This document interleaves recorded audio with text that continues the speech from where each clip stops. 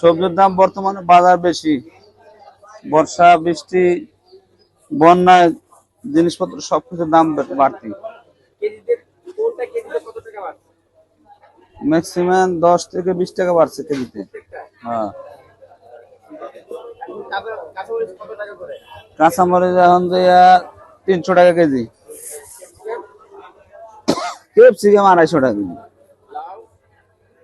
লাউ হয়েছে যে 60 টাকা পিস, গোল বেগুন হয়েছে যে 150 টাকা কেজি, পেঁপে 30 টাকা কেজি, কুমারের কেজি 60 টাকা, কচুরলতি 80 টাকা কেজি, বরবটি 100, শসা 80, 90, পটল 60 টাকা কেজি। ভাই 35 টাকা দেন। ধনিয়া পাতার কেজি হয়েছে যে 500 টাকা। আপনাদের কে দাম চাইছে? আমি চাইছি আমাদের 35 টাকা। হ্যাঁ হ্যাঁ, এমনি দেবে, উঠবে না উঠবে না। ভেন্ডি 80 টাকা কেজি,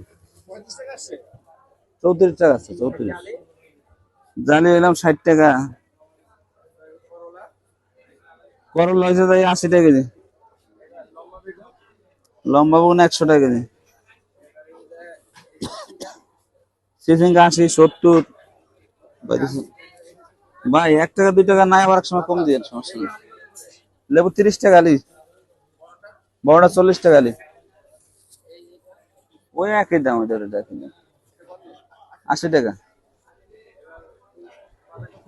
পাতাকপির দাম হয়েছে 60 টাকা পিস,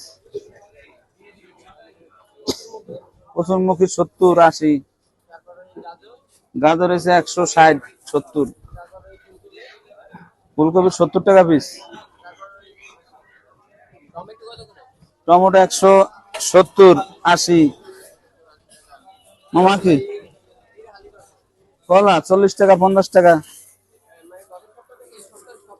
দাম বাড়তি। হ্যাঁ, কেজিতে 10 থেকে 15 টাকা বাইরে গেছে।